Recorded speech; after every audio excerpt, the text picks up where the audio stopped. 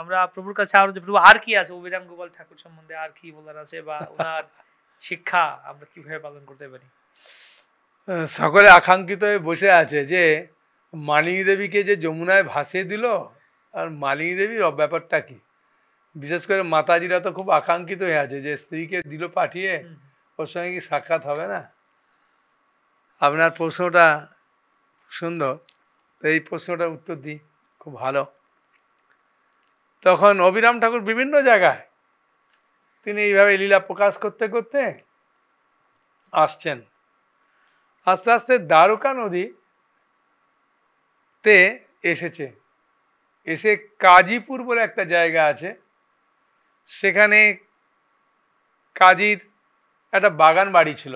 সেই বাগান বাড়িটা কোনো একটা অন্যায় অত্যাচারের কাজ করার জন্য ওই বাগান বাড়িটা পুরো শুকিয়ে যায় 12 বছর। মালি অনেক জল টল দিয়েও গাছে কোনো হয়নি। কিন্তু ওই দিন দেখছে মালি, জানি সব গাছে নতুন পাতা গজিয়েছে, কি ব্যাপার। সব জায়গায় আনন্দে মালি ঘুরছে, ঘুরতে ঘুরতে ঘুরতে দেখছে যে আরো জল দিলে হবে বোধহয়। আর জল আনতে গিয়ে দেখছে একটা সিন্ধুক, তো ওটাকে তুলেছে, তুলে খুলে দেখে একটা সুন্দর একটা দেবী। তখন ওরা তো জানে না যে নাম এ অভিরাম ঠাকুরের বামঙ্গ থেকে তৈরি হয়েছে, মালি নিয়ে এরকম ভাসিয়ে দিয়েছে। ও দেখলে দেবী এসেছে, তাই নিয়ে গেছে, বলছে আমি গোয়াল ঘরে থাকবো, আমি পায়েস খাবো, সেইভাবে খাওয়ায়। আর দেবী থাকার সঙ্গে সঙ্গে মালির একদম ঘরে যেন একদম আলোকিত হচ্ছে। যেমন পূর্ণিমার চাঁদ উদয় হলে ভাঙা ঘরের ভিতরে যেমন আলো প্রবেশ করলে যেমন চকচক করে, সেরকমভাবে সব কিছুতে আনন্দ। তখন লোকে দেখছে কিছু মালি পেয়েছে মনে হয় সোনা দানা। কথা প্রসঙ্গে একদম পৌঁছে গেল কাজীর কাছে। কাজী বলল, যে পেয়েছো সিন্ধুকে রত্ন, কি পেয়েছো নাকি শুনছি, আমার বাগান, আমার বাগানের পাশে নদীর ঘাট থেকে পেয়েছো, আমাকে দাও।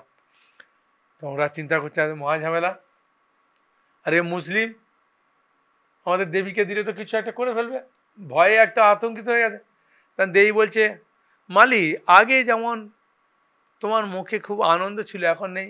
বলছে আর বলবেন না মা, এইরকম বিপদ হয়ে গেছে। কাজী সে বলছে কোনো দুঃখের কারণ নেই, কাজীকে বলো, কাজী নিজে গোয়াল পরিষ্কার করবে, আর আমি গোয়ালে থাকবো, আর আমার হিন্দু মেয়েরা গিয়ে ওখানে সুন্দরভাবে পায়েস রান্না করবে, আমি পায়েস খাবো, থাকবো। তখন কাজী বলে কোনো অসুবিধা নেই, নিজেই গোশালা পরিষ্কার করলেন, করার পরে ওকে রাখলেন আর এ করতেন। কয়েকদিন বাদে সখীরা বলছেন, আচ্ছা আপনি কি সাঁতার কাটতে পারেন? বলছে হ্যাঁ পারি। বলছে আমাকে দ্বারকা নদী আছে, খুব সুন্দর জল, চলুন তাহলে। তখন গেছে, সাঁতার কাটছে। আর সাঁতার কাটতে কাটতে গেছে, গিয়ে ওপারে গিয়ে দেখছে সিদাম, আরে তুমি এখানে? বলছে এখানেই তো আটকা পড়েছিলাম। বলছে চলে এসো চলে এসো। তো চলে গেছে। তখন সখীরা দেখলো ভাই আমাদের এখন তো ফাঁসি হয়ে যাবে, সঙ্গে সঙ্গে কাজীকে গিয়ে খবর দিয়েছেন যে কাজী একজন কে লোক এসেছিল, ওর সঙ্গে নাকি চলে গেছে। কাজী বললো আরে আমার কি লোকের অভাব আছে, তাড়াতাড়ি করে পুরা এরিয়াটা ঘেরাও করো। তারপর ঘেরাও করেছে, হিল্লোল বলে একটা গ্রামে গিয়ে ওদেরকে ধরেছে। ধরার পরে বলছে তোমরা কাজীর বাড়ির মেয়ে, তুই কিরকম ভদ্রলোক যে একে নিয়ে যাচ্ছ? ধরে বলে খুব করছে, করতে করতে হঠাৎ ভাবে কি মহারাজ বাঁশটার কি নাম, 16 সাঙ্গের নাকি 16 সাঙ্গের কাষ্ট, যে 16 সাঙ্গের কাষ্ট মানে 16 সাঙ্গ বাদে গাঁট, একটা বড় বাঁশ ছিল। আগেকার দিনে নদীতে লোকেরা বাঁশ ভাসিয়ে ভাসিয়ে নিয়ে যেত। সেরকম একটা বাঁশের একটা এরকম বাঁধা ছিল মহারাজ। তো ওইখান থেকে একটা বাঁশ টানলো, টেনে বাঁশি বাঁধতে শুরু করলো। করার পরে মালিনী দেবীকে ইশারা করে বলছে মালিনী, মাই তখন এক হাতে এরকম করে ধরেছে। তখন সবাই দেখলো ভাই আমরা কি করবো রে, বাঁশ যদি একটা বাঁশকে দিয়ে আঙুলে ধরে এর কিনা সত্যি। সব পালিয়ে গিয়ে কাজীকে খবর দিয়েছে। কাজী বলছে ঠিক আছে বলো। ঠিক আছে, আমার যেহেতু এখানে ছিল তাই এমনি এখানে থাকার কিছুদিন বন্দোবস্ত করুন। বলে ঠিক আছে, বলে এখন তো যাই, পরে আসবো। বলে তারপরে মালিনী দেবীকে নিয়ে গেলেন। নিয়ে যাওয়ার পরে ওই খানাকুল কৃষ্ণনগরে ওই বাঁশটা পুঁতলো, আর ওটা হয়ে গেল একটা বকুল গাছ। ওই বকুল গাছ এখনো আছে আমাদের গৌরাঙ্গ, সিদ্ধ বকুল। আর আমাদের গৌরামপ্রেম স্বামী মহারাজ বলছেন ওই বকুল গাছের মাহাত্ম্য হচ্ছে কি, যে ফুল ধরবে ফল হবে না। তা ওইখানে অমৃতানন্দ বলে একজন ব্রহ্মচারী ছিলেন, অন্য সম্প্রদায়ের, সে দেখলো ভাই এ কোথা থেকে এসে জুড়লো, আমার মান সম্মান সব যাচ্ছে, সবাই ওর কাছে ছুটছে, আমার কাছে আসছে না। তাই তর্ক যুদ্ধ করতে এলো।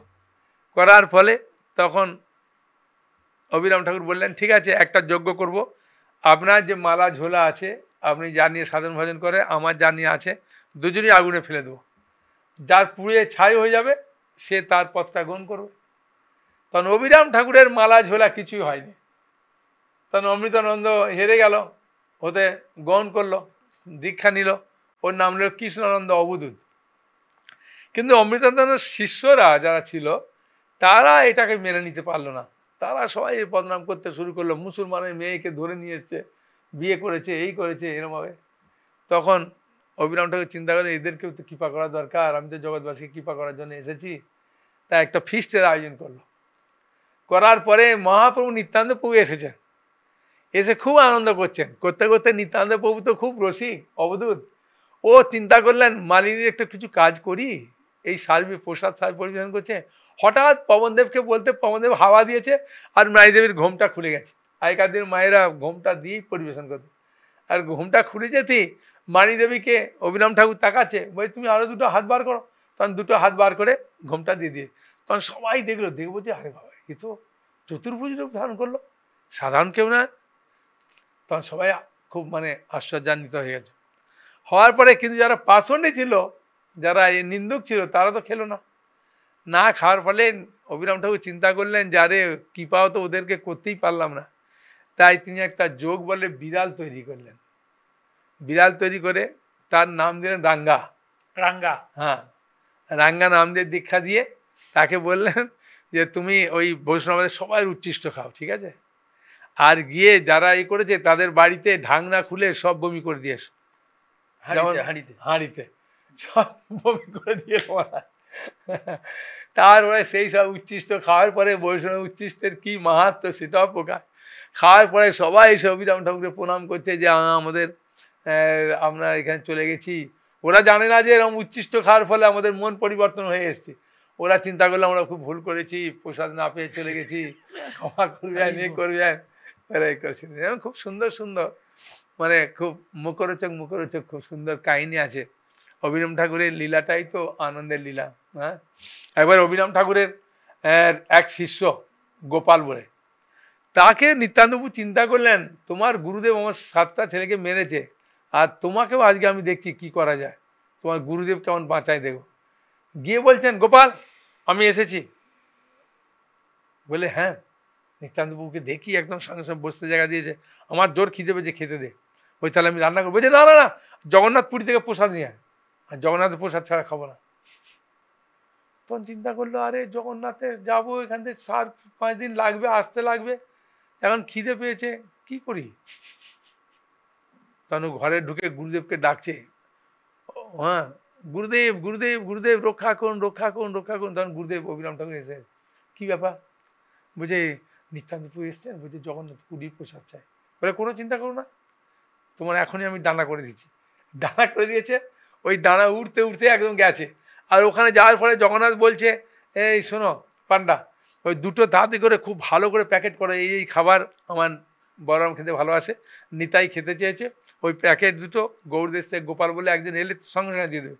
উড়ে যাওয়ার সঙ্গে সঙ্গে বলছে তুমি কি গৌড়দেশ থেকে এসছো? বলছে হ্যাঁ। তোমার নাম কি গোপাল? বলছে হ্যাঁ। নিত্যানন্দপ্রভুর প্রসাদ? বলছে এই দুটো প্যাকেট, তাহলে নিয়ে যাও যাও যাও। তা প্যাকেট নিয়ে একদম সোজা চলে এসছে। আসার পরে দিয়েছে, নিত্যানন্দপ্রভু তো দেখে চিন্তা করলেন আরে ভাই গুরুদেব তো হেভি শক্তি, বললে আমি তো একা খাবো না, তোমার গুরুদেবকে ডাকো। তখন আবার উনি গুরুদেবকে ডাকলেন, ডাকার পরে অবিরাম ঠাকুর আর এ খেলো, ওর নাম দিল পাখিয়া গোপাল। পাখিয়া গোপাল।